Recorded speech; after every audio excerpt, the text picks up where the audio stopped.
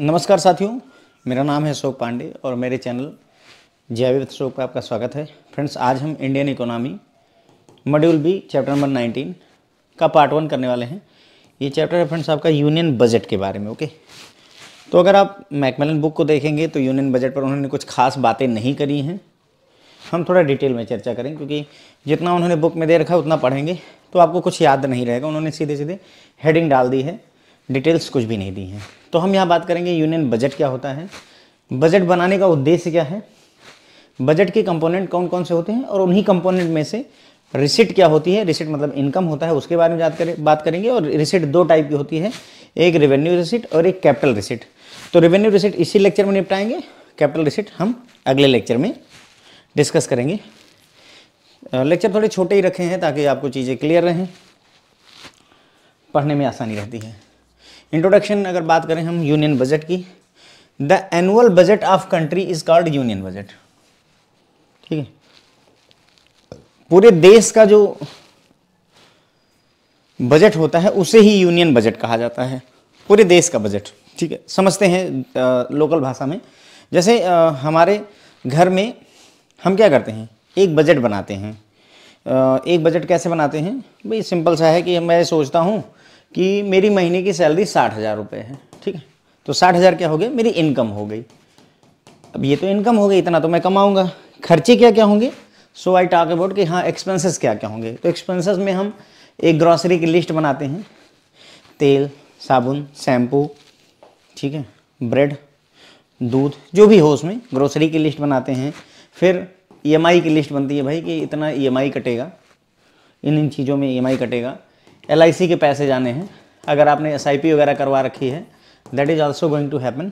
कहीं घूमने का प्लान है तो उसकी भी जो है एक्सपेंसेस होते हैं, मिसलेनियस एक्सपेंसेस। तो इस तरीके से हम एक बजट बनाते हैं कि भाई ये सब मिला जुला करके इस महीने में हमारा टोटल मिला करके 35,000 रुपये खर्चा हो जाएगा। ठीक है, सारा मिला करके।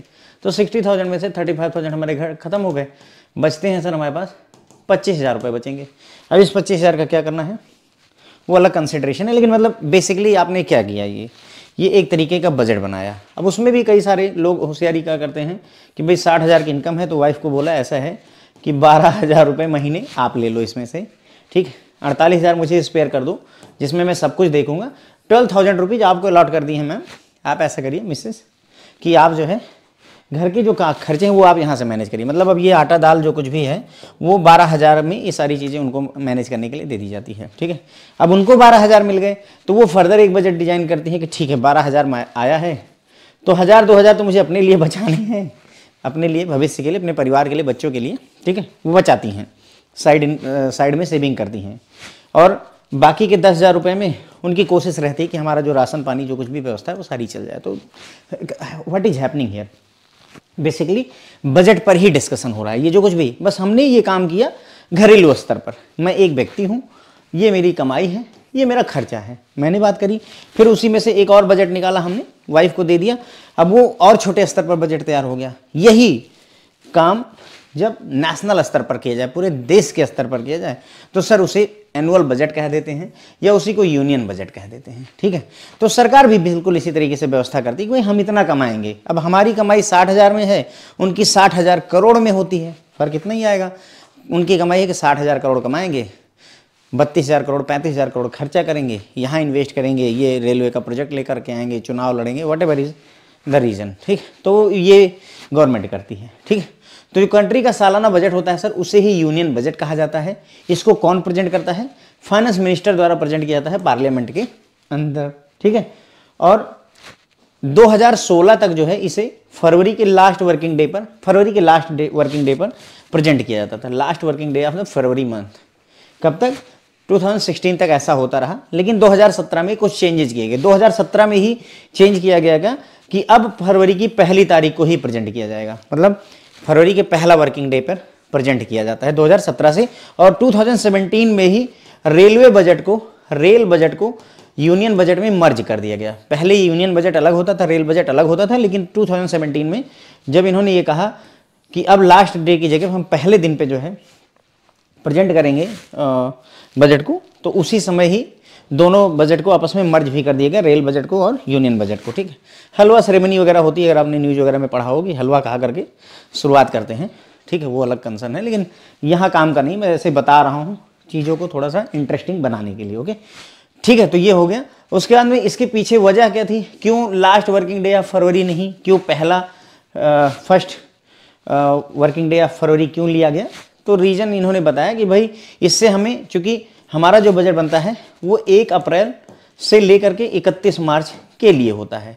तो 1 अप्रैल से लेकर के 31 मार्च के लिए चूँकि हमारा बजट है, तो अगर फरवरी में 1 तारीख को प्रेजेंट कर दिया जाएगा तो पूरा फरवरी का महीना मिलेगा प्लस पूरा मार्च का महीना मिलेगा हमको तैयारी करने में, ताकि हम उसे 1 अप्रैल से जो भी चेंजेस हैं उनको इफेक्टिवली इम्प्लीमेंट कर सकें। 2 महीने मिल जाता है। ऐसे फरवरी खत्म ही हो जाती थी, सिर्फ 1 महीना मिलता था मार्च का इम्प्लीमेंट करने के लिए। तो that's why they have shifted the date, okay.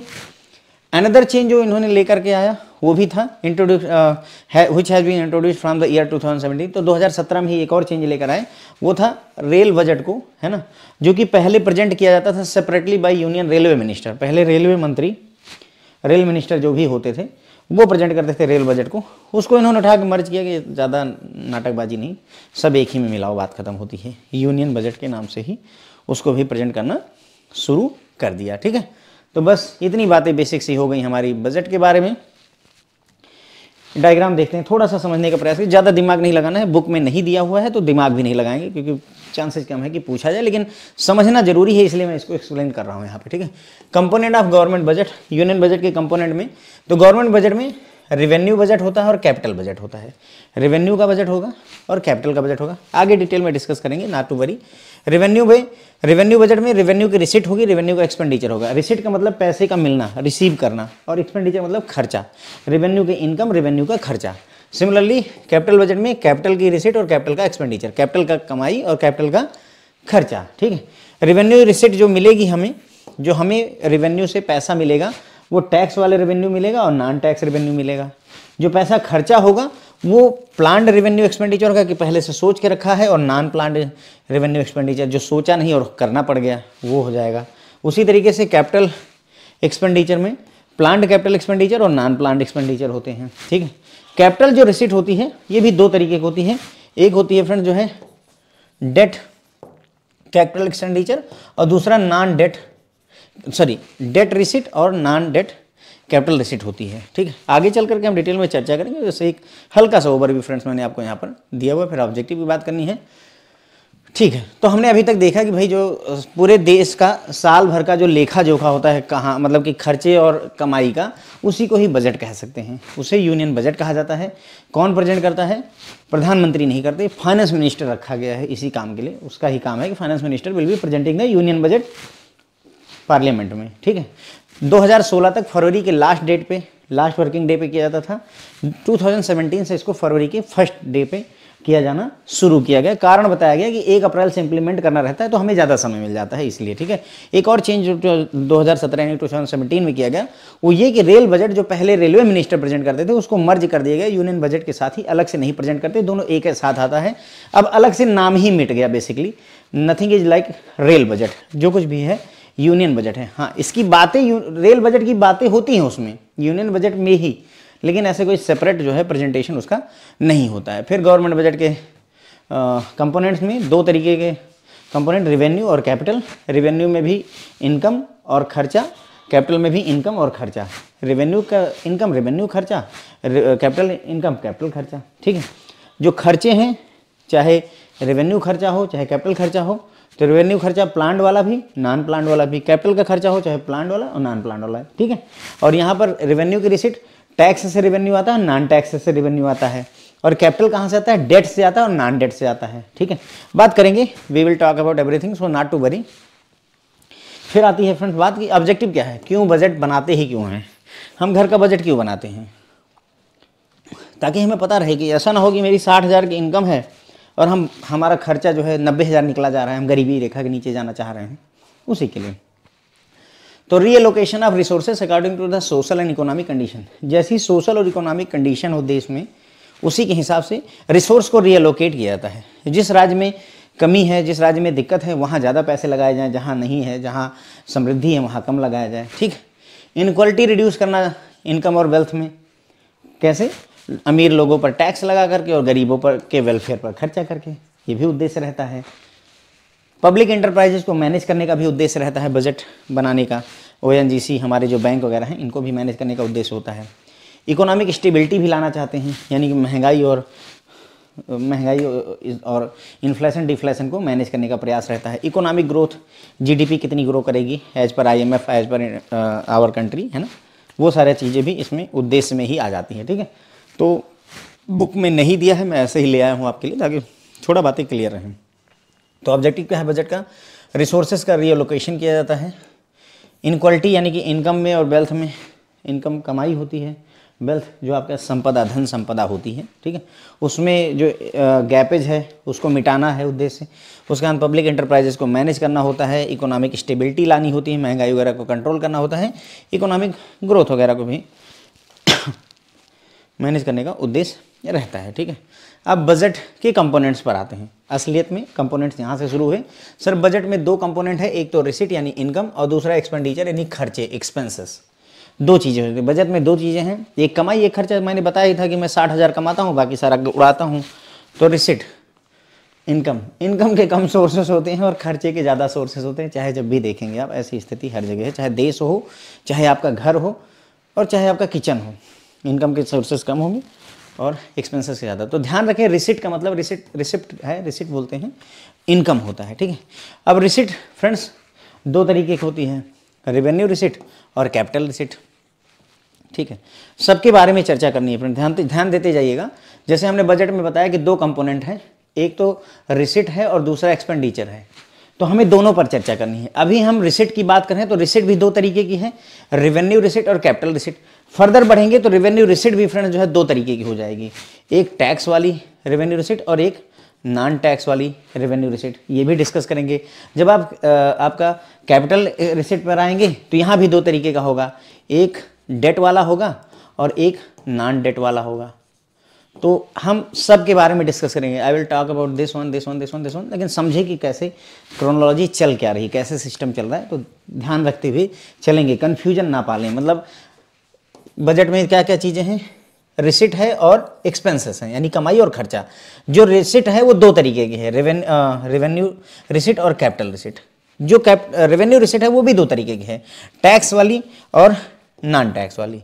और जो आपका कैपिटल रिसिट है वो भी दो तरीके की है, डेट वाली और नॉन डेट वाली। तो सबके बारे में हमें फ्रेंड्स चर्चा करनी है। यहाँ पर आगे बढ़ते हैं। ठीक है, तो वही देखिए यहाँ पर दिया हुआ है कि रिसिट दो तरीके की होती हैं।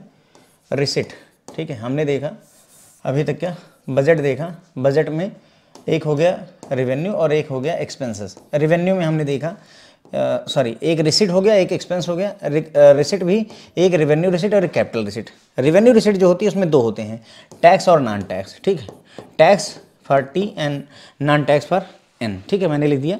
उसके बाद में जो कैपिटल रिसिट है फ्रेंड्स वो भी नॉन डेट रिसिट और डेट रिसिट होती है, यानी कि इसमें भी दो हैं, डेट और नॉन डेट रिसिट। ठीक, तो ये कुल मिलाकर के पूरा बाइफर्केशन होगा किस साइड का, हमारे रिसिट साइड का, हमारी इनकम साइड का। सारे के बाद अब हमें इन्हीं सब के बारे में डिस्कस करके ये पूरा लेक्चर कवर कर लेना है। ठीक है, रेवेन्यू रिसिट की बात करेंगे। रेवेन्यू राजस्व होता है फ्रेंड्स, राजस्व, जहाँ से भी सरकार को राजस्व आ जाए उसे रेवेन्यू रिसिट कहते हैं। तो डेफिनेशन वाइज देखें, a revenue receipt is one that neither raises a liability nor decreases an asset. तो रेवेन्यू रिसिट उसे कहेंगे जिसकी वजह से ना तो हमारे कंधों पर जिम्मेदारी बढ़े, लाइबिलिटी बढ़े, और ना ही हमारा कोई एसेट घटे, यानी कि हमें कुछ हमारे घर से कुछ कम ना हो, है ना। तो ना तो एसेट घटे और ना ही कोई लाइबिलिटी यानी कि लोन बढ़े हमारे ऊपर, तो उसे रेवेन्यू रिसिट कहते हैं। जैसे the amount obtain from sales of goods and services, कोई चीज़ हमने बेची अगर तो उसके बदले में हमको पैसे मिलते हैं। तो जो ये अर्निंग हुई, हमारी इनकम हुई, इसमें ना तो हमारे ऊपर कोई कर्जा बढ़ा और ना ही हमारा कोई एसेट घटा। ठीक है, तो इसे रेवेन्यू रिसिट कहते हैं। फ्रेंड्स, रेवेन्यू रिसिट दो तरीके की होती है, टैक्स रेवेन्यू और नॉन टैक्स रेवेन्यू। टोटल शब्द उतना मायने नहीं रखता है, आप ध्यान रखें। जो रेवेन्यू रिसिट होती है वो दो तरीके की होती है, टैक्स रेवेन्यू और नॉन टैक्स रेवेन्यू। ठीक है, अब टैक्स रेवेन्यू में आएंगे हम। टैक्स रेवेन्यू में पहले उसका डिस्कस करेंगे, फिर नॉन टैक्स रेवेन्यू में आएंगे, फिर उसका पूरा डिस्कशन करेंगे। ठीक है, तो टैक्स रेवेन्यू की अगर हम बात करें, tax is a compulsory payment that is made to the government by the people or the company without having any direct benefit in return. ठीक है, डेफिनेशन उतनी मायने नहीं रखती और बुक में तो आपकी चर्चा भी नहीं है, तो बस थोड़ा थोड़ा समझते हुए चलेंगे, ज़्यादा लोड नहीं लेना है। तो टैक्स रेवेन्यू क्या होता है, वो कंपलसरी पेमेंट है जो लोगों को अब सरकार को देना पड़ता है, भले उसके बदले में कोई रिटर्न मिले या ना मिले। ठीक है, the sum of all receipt from the taxes and all other duties under the government are referred as tax revenue. तो सरकार को जहाँ जहाँ से भी जो है पैसे मिलते हैं टैक्स की वजह से और जगहों से, ड्यूटीज वगैरह, तो उन सब को मिला करके ही टैक्स रेवेन्यू बनता है। ठीक है, सवाल आता है फिर अगला कि ग्रॉस टैक्स रेवेन्यू कैसे कैलकुलेट करेंगे हम। तो sir total gross tax revenue के लिए हमारे पास 9 कंपोनेंट हैं, 9 चीज़ें हैं, लेकिन इनमें से कुछ अब खत्म हो गई हैं। पहला corporation tax, income tax, wealth tax, GST, other tax, custom, union excise duty, service tax और टैक्सेस ऑफ यूनियन टेरेटरीज। कुल मिलाकर के ये 9 चीज़ें हैं जिनको अगर हम आपस में ये जोड़ दें 1 + 2 + 3 + 4 जितना भी अमाउंट हो सारा 1 से लेकर के अगर 9 तक हम जोड़ते चले जाएँ तो हमें ग्रॉस टैक्स रेवेन्यू निकल करके मिल जाएगा, ग्रॉस टैक्स रेवेन्यू। ठीक है, ये किसका पार्ट है सर, टैक्स रेवेन्यू का पार्ट है। ठीक है, किसका पार्ट है, टैक्स रेवेन्यू का पार्ट है। हमने देखा अभी तक हमने क्या देखा कि भाई जो हमारा बजट है उसके 2 कंपोनेंट हैं, एक तो रिसिट यानी इनकम, दूसरा एक्सपेंसेस। अभी हम सिर्फ फोकस्ड हैं रिसिट पर, एक्सपेंसेस यानी खर्चे की बात हम आगे करेंगे, अभी खर्चे का कोई मतलब नहीं है, अभी हम सिर्फ पहले पार्ट पर जोर देते हैं, रिसिट यानी इनकम पर। रिसिट यानी इनकम 2 तरीके की होती है सरकार की, रेवेन्यू रिसिट और कैपिटल रिसिट। रेवेन्यू रिसिट 2 तरीके की होती है, टैक्स रेवेन्यू और non tax revenue. Capital receipt भी 2 तरीके की होती हैं, नॉन डेट रिसिट और डेट रिसिट। ठीक है, तो 2 तरीके हमारी रेवेन्यू रिसिट और कैपिटल रिसिट हो गई। अब इसमें से हम इसको पहले पकड़ेंगे, रेवेन्यू रिसिट, उसमें टैक्स रेवेन्यू और नॉन टैक्स रेवेन्यू, यही खत्म करेंगे। इसी पर ही लेक्चर खत्म हो जाएगा फ्रेंड्स, हम ये अगले लेक्चर में ही डिस्कस कर पाएंगे। ओके, तो रेवेन्यू रिसिट और कैपिटल रिसिट 2 तरीके होती हैं। तो रेवेन्यू रिसिट किसे कहते हैं, ऐसी रिसिट यानी ऐसी इनकम जिससे ना तो लाइबिलिटी बढ़े और ना ही एसेट घटे। ध्यान देंगे, लाइबिलिटी बढ़नी नहीं चाहिए और एसेट घटना नहीं चाहिए।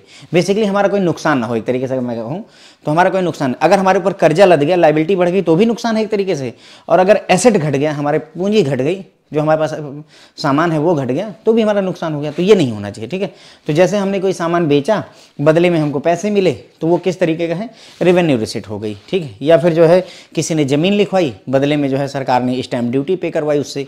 स्टैम्प ड्यूटी क्या है, एक तरीके की इनकम है। अब ना तो उस स्टैम्प ड्यूटी कलेक्ट करने की वजह से ना तो सरकार के ऊपर कोई लाइबिलिटी आई, ना तो कोई कर्जा चढ़ा, और ना ही कोई एसेट घटा। ज़मीन एक आदमी से दूसरे आदमी के पास चली गई, पहले भी सरकार से कोई लेना देना था, अभी कोई नहीं है। ठीक है, तो अब उसके बाद में रेवेन्यू रिसिट समझ में आया, ऐसी रिसिट जिसमें ना तो लाइबिलिटी बढ़े और ना ही एसेट घटे। अब रेवेन्यू रिसिट जो है 2 तरीके की होती है, टैक्स रेवेन्यू और non tax revenue. Tax revenue क्या होता है, जो हमें टैक्स के फॉर्म में रेवेन्यू मिलता है उसे टैक्स रेवेन्यू कह सकते हैं। ठीक है, सारे जहाँ कहीं से भी हमें सरकार को टैक्स मिलती है या अदर ड्यूटीज वगैरह मिलती है, उन सबको अगर जोड़ दे तो उसे ही टैक्स रेवेन्यू हम कह सकते हैं। तो टैक्स रेवेन्यू में ही आपका ग्रॉस टैक्स रेवेन्यू आता है, यानी कि सरकार का कुल मिलाकर के कितना रेवेन्यू टैक्स से बनता है। तो उसमें corporation tax, income tax, wealth, GST सब पर बात करेंगे, other taxes duty, customs, union excise duty, service tax और टैक्सेस ऑफ यूनियन टेरेटरी, ये सारी चीज़ों को मिला करके ही हमारा ग्रॉस टैक्स रेवेन्यू बनता है। तो जैसा मैंने कहा था आपको कि सब पर एक एक लाइन डिस्कस करेंगे।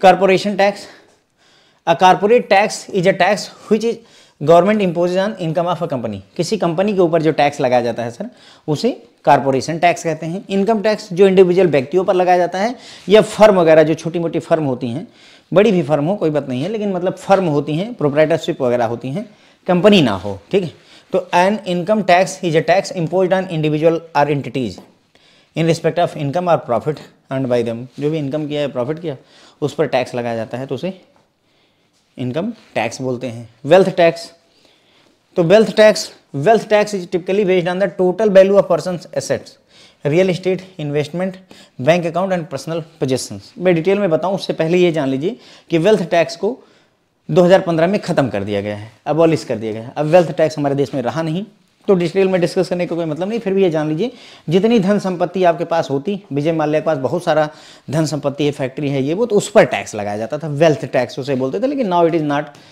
मतलब रिलेवेंट, ख़त्म कर दिया गया है, 2015 में एबॉलिश कर दिया गया है, तो इसके बारे में बात करने कोई ज़्यादा मतलब नहीं बनता है। गुड्स एंड सर्विसेज, अब तो हम इस युग में जी रहे हैं जिसमें जीएसटी कंपलसरी, तो लगभग लोगों को आइडिया है GST is a consumption based tax imposed on goods and services. तो ये एक कंजम्पशन पर आधारित टैक्स होता है जो गुड्स और सर्विसेज पर लगाया जाता है।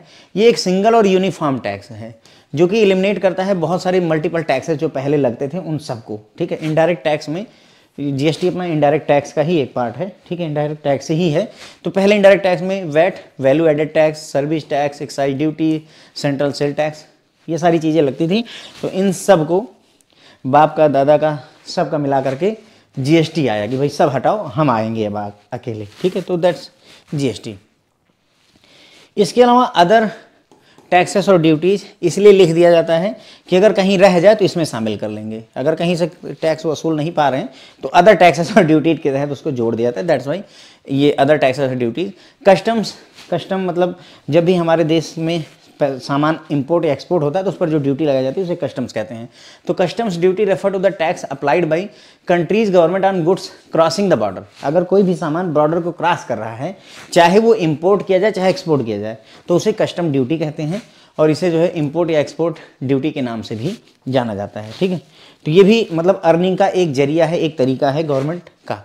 यूनियन एक्साइज ड्यूटी, अभी देखो जीएसटी आ गया लेकिन कस्टम्स लगता है, ध्यान देंगे। वेल्थ टैक्स हट गया है बट स्टिल हमें कस्टम्स टैक्स देना पड़ता है। Union excise duty largely replaced by GST. देखो ज़्यादातर चीज़ों के लिए अब एक्साइज ड्यूटी नहीं लगती है, जीएसटी लागू हो चुका है। लेकिन कुछ एग्जिस्टिंग जो है आइटम्स जैसे पेट्रोलियम और पेट्रोलियम प्रोडक्ट्स जो होते हैं फ्रेंड्स, ध्यान देंगे, पेट्रोलियम और पेट्रोलियम प्रोडक्ट जो है जीएसटी के दायरे में नहीं आते, अभी भी नहीं आते। तो वो कहाँ आते हैं? यूनियन एक्साइज ड्यूटी के अंतर्गत अभी भी आते हैं, जबकि होना नहीं चाहिए। चलो सरकार का है, उसने क्या सोचा होगा, क्या किया होगा, पर अभी जो है जीएसटी खत्म हो जाता, मतलब ये खत्म हो जाता है यूनियन एक्साइज ड्यूटी। अगर जो है जिस दिन जो है मतलब जीएसटी लागू कर दी गई पेट्रोल वगैरह और पेट्रोलियम प्रोडक्ट के ऊपर, उस दिन ये खत्म हो जाएगी, ओके। देन आता है sir service tax. Service tax is A tax levied by the government on service provider on certain services ट्रांसन but in actually bound by the customer. Service tax जो है जुलाई 2017 में जीएसटी की जगह पर रिप्लेस कर दिया गया है, ठीक है। तो अगर जैसे आप मेरा कोर्स खरीदेंगे तो आप देखेंगे कि पहले सर्विस टैक्स वसूला जाता। मान लेते हैं मैं 1000 रुपये का कोई कोर्स बेचता हूं तो उस पर 18% का सर्विस टैक्स लगता, लेकिन अब सरकार ने इसको जीएसटी से रिप्लेस कर दिया है। तो अगर आप 1000 रुपये का कोर्स खरीदेंगे फ्रेंड्स तो वो 1180 रुपये का पड़ेगा, और ये बॉर्न बाई कस्टमर। कौन 1180 कौन भरेगा फ्रेंड्स? जो कस्टमर होता है उसी को वियर करना पड़ता है, ठीक है। तो बेस प्राइस के ऊपर ये टैक्स लगाया जाता था, ठीक है। आई बिलीव बातें क्लियर हो रही होंगी। फिर आता है यूनियन टेरिटरीज का टैक्स। तो वही यूनियन टेरिटरीज में जितना भी पैसा कलेक्ट किया जाता है, इकट्ठा किया जाता है, कमाया जाता है टैक्स के जरिए, उसे union taxes on union territory कहते हैं। यूटी जीएसटी का मतलब वही हो गया, union territory goods and services tax. GST तो जीएसटी ही है, गुड्स एंड सर्विसेज टैक्स, और यूटी का मतलब यूनियन टेरिटरी हो गया। Is equivalent to SGST. SGST जो है क्या होता है? स्टेट जीएसटी होता है। एसजीएसटी स्टेट जीएसटी होता है। स्टेट के अंदर जो भी खरीद और बेच होती है उस पर लागू होता है। उसी तरीके से यूनियन के अंदर जो भी खरीदारी होती है वो यूटी जीएसटी के तहत आता है। बस बात खत्म हो जाती है, ठीक है। फिर यहाँ पर आता है ग्रॉस टैक्स रेवेन्यू। तो अगर ग्रॉस टैक्स रेवेन्यू सरकार को कलेक्ट करना है या जोड़ना है तो 1 से लेकर के 9 तक जितने भी पॉइंट्स है फ्रेंड्स वो जो है आपको जोड़ने होंगे, ठीक है। तो अभी 1 से 9 तक मैंने आपको बता ही दिया था कि क्या क्या चीज़ें आती हैं। एक बार फिर से देखिए, इतनी सारी चीज़ें, corporation tax, income tax, wealth tax अब हट गया है तो छोड़ दीजिएगा, जीएसटी है, अदर टैक्सेस ड्यूटी है, कस्टम्स है, यूनियन एक्साइज थोड़ा बहुत बचा हुआ है, सर्विस टैक्स खत्म हो गया तो छोड़ दीजिए, ये सब है। तो बस 1 से लेकर के 9 तक अगर आप जोड़ते हैं तो यही आपको फ्रेंड्स ग्रॉस टैक्स रेवेन्यू जोड़ करके भारत सरकार का दे देता है, ठीक है। वही बात यहाँ पर बताई गई है, ओके। तो फिर उसके बाद में आता है हमें, ये तो ग्रॉस टैक्स रेवेन्यू निकला, हम नेट टैक्स रेवेन्यू निकालना चाहते हैं। नेट टैक्स रेवेन्यू, तो नेट टैक्स रेवेन्यू कैसे निकलेगा? सर ग्रॉस टैक्स रेवेन्यू पहले निकाल लीजिए। कैसे निकलेगा? मैंने आपको बताया, 1 नंबर से लेकर के 9 नंबर तक जितने भी टैक्सेस हैं उन सबको जोड़ दीजिए तो ग्रॉस टैक्स रेवेन्यू निकल आएगा, ठीक है। तो नेट टैक्स रेवेन्यू निकालने के लिए ग्रॉस टैक्स रेवेन्यू में से एनसीसीडी जो एनसीसीएफ में ट्रांसफर हुआ है उसको घटा दीजिए और माइनस स्टेट का शेयर घटा दीजिए, तो हमारा नेट टैक्स रेवेन्यू निकल आता है, ठीक है। ये फार्मूला थोड़ा सा याद रखना पड़ेगा।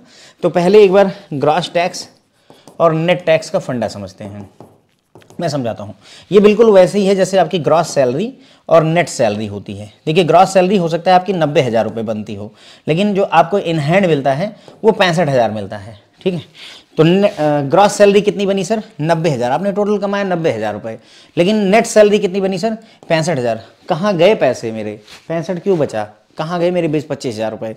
सर हो सकता है कि टैक्स कट गया हो, इनकम टैक्स वालों ने वसूल लिया हो 10-15 हज़ार रुपये। हो सकता है आपकी ईएमआई बंधी हो, तो वो सारे डिडक्शंस आपके काट करके, तो मतलब ग्रॉस सैलरी में से जब डिडक्शंस हटा दिए जाते हैं, जो भी पैसा जाना है वो हटा दिया जाता है, तो जो बचता है उसे ही नेट सैलरी कहते हैं, ठीक है।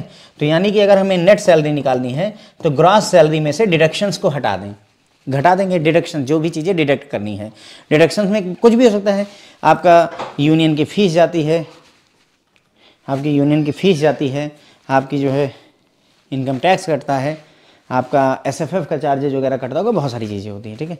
तो बिल्कुल जैसे आपका सैलरी का ग्रॉस और नेट का कॉन्सेप्ट होता है फ्रेंड्स, आप समझ गए होंगे ना कि 90,000 की सैलरी ग्रॉस सैलरी हो गई और उसके बाद में 65,000 की सैलरी नेट सैलरी होगी। उसी तरीके से ग्रॉस टैक्स, सरकार ने टोटल कितना टैक्स कमाया, दैट इज ग्रॉस टैक्स, और एक्चुअल में कितना उसके पास बचा, तो वही बचेगा कितना, तो ग्रॉस टैक्स जितना भी कमाया है उसमें से एनसीसीडी जो ट्रांसफर हुआ है वो माइनस करेंगे, और माइनस स्टेट का शेयर, यानी कि जो भी टैक्स कमाया है उसमें से स्टेट को भी टैक्स देना, मतलब से कि सरकार ने 100 करोड़ रुपए रेवेन्यू वसूला, तो हो सकता है इसमें से 20 करोड़ रुपए सरकार राज्यों को देना पड़े, तो 20 करोड़ तो राज्यों को चले गए, तो बचा कितना? 80 करोड़ ही तो बचा।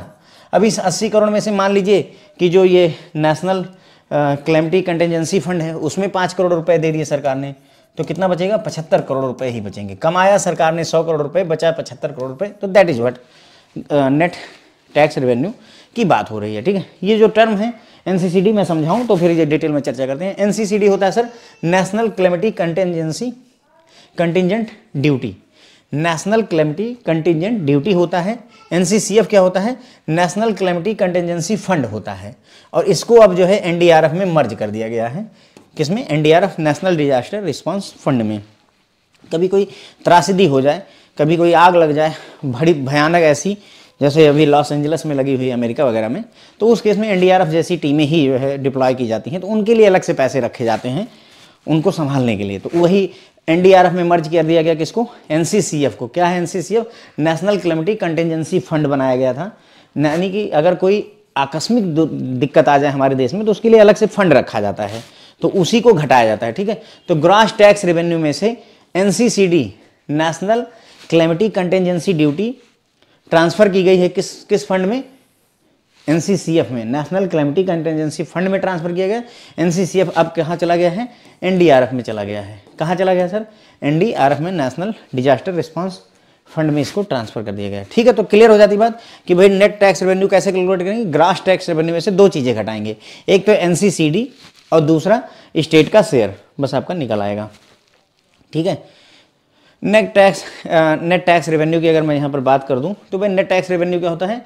आप government tax revenue after deducting transfer payment, है ना। मतलब कि नेट टैक्स रेवेन्यू क्या होता है? गवर्नमेंट का वह टैक्स जो ट्रांसफर पेमेंट से जो पैसे जाने हैं उनको छोड़ करके जो बचता है उसे ही नेट टैक्स रेवेन्यू कहते हैं। ट्रांसफर पेमेंट में क्या क्या आता है? जैसे payment without exchanging goods and services in return, ठीक है, उतना इंपॉर्टेंट नहीं है। अनएम्प्लॉयमेंट बेनिफिट हो गया, पीएम किसान निधि हो गई, स्टेट के शेयर हो गए, जीएसटी में से भी स्टेट का शेयर जाता है, तो ये सारी चीज़ों को ही हटा दें अगर, तो हमारा नेट टैक्स रेवेन्यू निकल करके आ जाता है, ठीक है। तो टैक्स रेवेन्यू यानी पार्ट ए हमारा पूरा यहाँ पर निपट जाता है फ्रेंड्स। देखिए फिर से, तो यहाँ पर हमने देखा था रेवेन्यू रिसीट के बारे में। रेवेन्यू रिसीट दो तरीके की होती है, टैक्स रेवेन्यू और नॉन टैक्स रेवेन्यू, ठीक है। अभी हम बात कर रहे हैं टैक्स रेवेन्यू की। तो टैक्स से जो पैसे कमाए जाते हैं सरकार के द्वारा उसे टैक्स रेवेन्यू कहा जाता है। इसमें टैक्स रेवेन्यू में ग्रॉस टैक्स रेवेन्यू का कॉन्सेप्ट लाया गया कि सब मिलाकर के कितना टैक्स हुआ, तो कुल मिलाकर के 9 तरीके के टैक्सों की बात की गई, जिसमें से वेल्थ टैक्स और ये आपका सर्विस टैक्स को पूरी तरह से अबोलिश किया जा चुका है। एक्साइज ड्यूटी केवल पेट्रोलियम प्रोडक्ट पर रह गई, बाकी सारे टैक्सेस भी मौजूद हैं। ठीक है, तो ये सारे टैक्सेस आपके ग्रॉस टैक्स रेवेन्यू का पार्ट बनते हैं। ठीक है, सबके बारे में बात की हमने। ग्रॉस टैक्स रेवेन्यू में कॉर्पोरेशन टैक्स जो कंपनियों के ऊपर लगाया जाता है, इनकम टैक्स जो लोगों के ऊपर और फर्म के ऊपर लगाया जाता है, वेल्थ टैक्स अभी 2015 से फाइनेंस एक्ट 2015 में इसको एबॉलिश कर दिया गया है। टोटल जितना भी संपत्ति होती थी उस पर टैक्स लगाया जाता था, पर अब नहीं है। जीएसटी जो है कंजम्पशन बेस्ड टैक्स है। सिंगल जो है यूनिफॉर्म टैक्स का स्ट्रक्चर लाया गया, सभी जो इनडायरेक्ट टैक्सेस थे उनको हटा करके इकलौता टैक्स लाया गया। वैट, सर्विस टैक्स और एक्साइज ड्यूटी ये सब हटा करके इस टैक्स को लाने का प्रयास किया गया। ठीक, अदर टैक्सेस और ड्यूटी जो कुछ रह जाए सरकार का तो यहाँ जोड़ने की कोशिश की जाती है। कस्टम्स, जब भी कोई सामान हमारे देश से मतलब इंपोर्ट या एक्सपोर्ट होता है तो बॉर्डर पर जो है जो ड्यूटी लगती है उसे कस्टम ड्यूटी कहा जाता है। यूनियन एक्साइज ड्यूटी लगती है जब पेट्रोलियम और अदर प्रोडक्टों पर लगती है। पहले जो है काफ़ी सारी चीज़ों पर लगती थी, लेकिन अब जीएसटी के दायरे में आ चुकी हैं वो चीज़ें। केवल पेट्रोलियम और पेट्रोलियम से जुड़ी हुई चीज़ों को छोड़ दिया जाए। ठीक, सर्विस टैक्स की अगर हम बात करें तो सर्विस टैक्स को अब जीएसटी से रिप्लेस कर दिया गया है। पहले होता था जो सर्विस प्रोवाइडर होते थे, जैसे होटल वगैरह है, कोचिंग वगैरह है, ये सर्विस प्रोवाइडर होते हैं। हम आपको सर्विस देते हैं, मैं आपको कोई प्रोडक्ट नहीं बेचता, मैं आपको अपनी सेवाएं देता हूँ, सुविधाएं, मतलब आपको समझाता हूँ, पढ़ाता हूँ, सिखाता हूँ। कोई प्रोडक्ट नहीं है, this is not a product. Product क्या होता है? मैं आपको कोई एक मोबाइल दे दूँ, मैं आपको एक कंघी दे दूँ, मैं आपको एक पेन दे दूँ, दैट इज प्रोडक्ट। ठीक है, लेकिन मैं ऐसा कुछ नहीं देता आपको, बस आपको मेरे लेक्चर मिलते हैं तो that is a service. Okay, तो सर्विस वाली बात हो गई। तो ये हो गया सर। ठीक है, उसके बाद में टैक्सेस ऑन यूनियन टेरेटरीज अलग से क्यों लिखा गया है? तो क्योंकि यूनियन टेरेटरी से भी पैसे कमाते हैं तो उसका भी टैक्स जोड़ा गया है। ग्रॉस रेवेन्यू टैक्स अगर जोड़ना है तो 1 से लेकर के 9 तक के जितने भी टैक्सेस हैं उन सबको जोड़ दीजिए तो आपका ग्रॉस टैक्स रेवेन्यू निकल आएगा। अगर नेट टैक्स रेवेन्यू कितना है सरकार का वो जोड़ना है तो ग्रॉस टैक्स में से एनसीसीडी घटा दीजिए। एनसीसीडी क्या है? नेशनल कैलेमिटी कंटिजेंसी फंड है, और माइनस स्टेट का जो शेयर है, राज्यों का जो शेयर है, उस ग्रॉस टैक्स में से, रेवेन्यू में से उसको घटा दीजिए तो आपका नेट टैक्स रेवेन्यू निकल करके आ जाता है। फिर total non tax revenue, non tax revenue की बात करेंगे। अभी तक हमने देखा कि जो रिसिट होती है वो रेवेन्यू रिसिट होती है और कैपिटल रिसिट होती है ना, जो हमने देखा। वैसे तो हमने देखा बजट होता है, यहाँ पर जो है रिसिट होती है और एक्सपेंडिचर होते हैं। फिर रिसिट में हमने देखा कि भाई रेवेन्यू रिसिट होती है और कैपिटल रिसिट होती है। रेवेन्यू रिसिट में हमने देखा कि जो है आपका कौन सी टैक्स रिसिट होती है, यानी कि टैक्स रेवेन्यू होता है और नॉन टैक्स रेवेन्यू होता है। तो टैक्स रेवेन्यू मैं कवर कर चुका हूं, अब हम नॉन टैक्स रेवेन्यू की तरफ बढ़ रहे हैं। ओके, तो नॉन टैक्स रेवेन्यू में, non tax revenue is the income that is earn from the sources other than taxes by the government.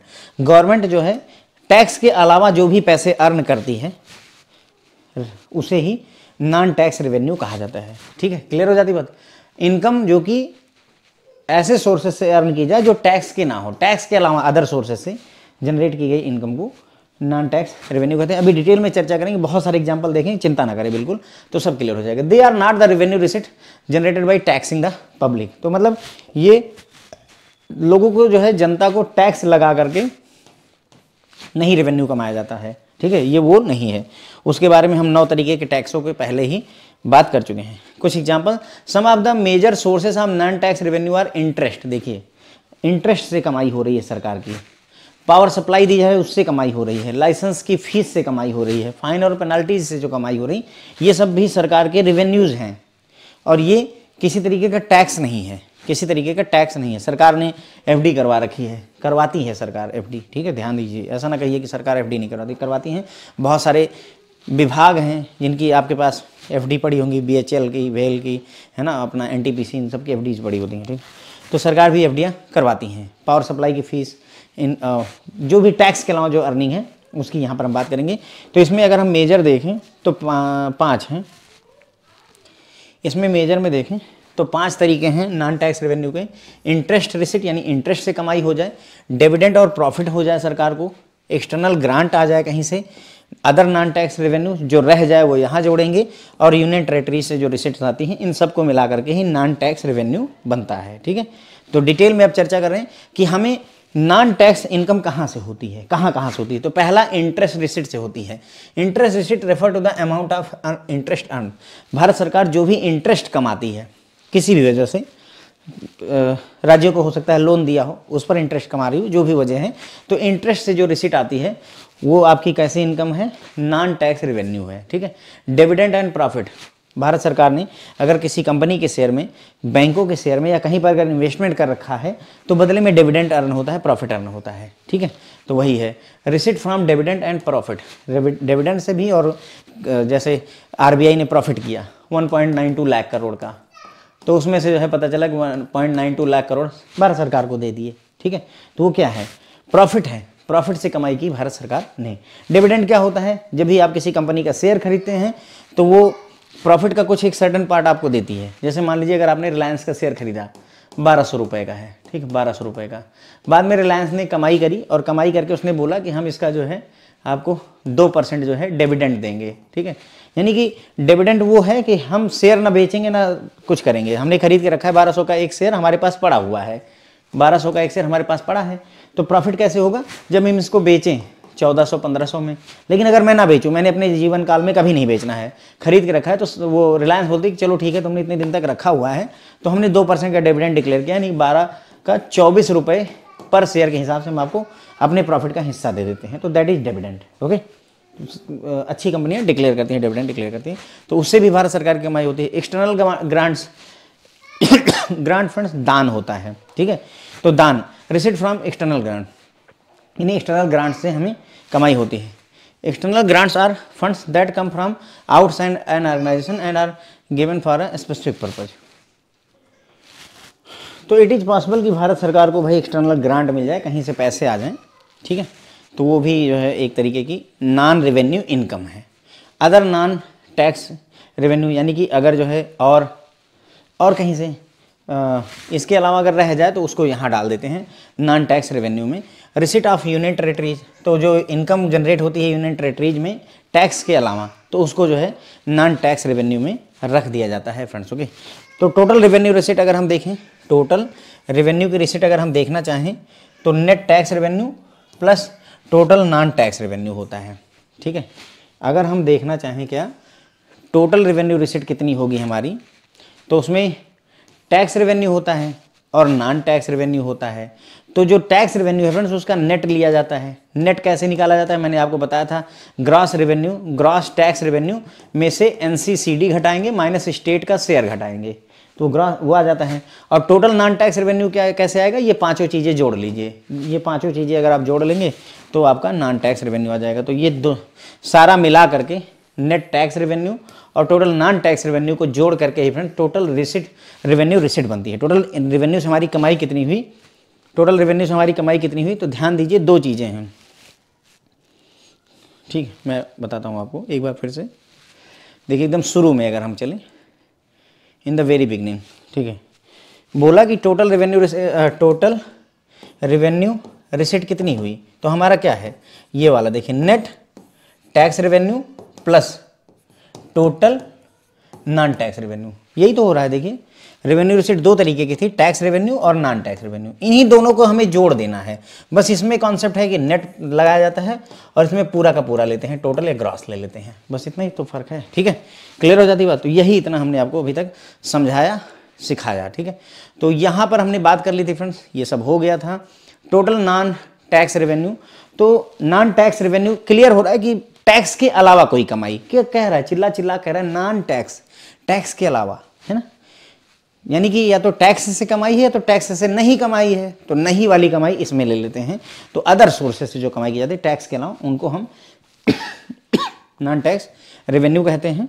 और मेजर सोर्सेस में अगर हम देखें तो भाई आपका इंटरेस्ट हो गया, पावर सप्लाई की फीस हो गई, लाइसेंस फीस हो गई, तो 5 जो है इन्होंने बताया कि टोटल नॉन टैक्स रेवेन्यू, अगर देखिए अभी देखा था ना हमने टोटल नॉन टैक्स रेवेन्यू, तो इनको 1 + 2 + 3 + 4 ये सारे जोड़ दीजिए, तो यही आपका टोटल नॉन टैक्स रेवेन्यू निकल करके आता है। Total non tax revenue, interest की रिसिट कितनी है, डिविडेंड और प्रॉफिट कितना है, एक्सटर्नल ग्रांट कितना है, अदर नॉन टैक्स रेवेन्यू कितना है, और यूनियन टेरेटरी से कितना रेवेन्यू आया हुआ है फ्रेंड्स। ओके, तो टोटल नॉन टैक्स रेवेन्यू हमने देखा, इंटरेस्ट की रिसिट यानी कि भारत सरकार इंटरेस्ट से कितना कमाती है, कितना डिविडेंड और प्रॉफिट मिलता है भारत सरकार को, एक्सटर्नल ग्रांट दूसरे देशों से कितना डोनेशन, IMF वगैरह ने दान कर दिया है ना, हमें ग्रांट दिया, वर्ल्ड बैंक ने हमें डोनेट किया, काइंड ऑफ दैट, और अदर नॉन टैक्स रेवेन्यूज और ले लीजिए, प्लस यूनियन टेरेटरी से भी जो इनकम हो रही है, जो इनकम किसके अलावा, ऐसी इनकम जो टैक्स के अलावा वाली हो, तो उसे हम इस सब में जोड़ लेते हैं, ठीक है। और टोटल रेवेन्यू रिसीट अगर आपको कैलकुलेट करनी है तो नेट टैक्स रेवेन्यू में total non tax revenue calculate कर लीजिए, ठीक है, बस जोड़ लेंगे आ जाएगा।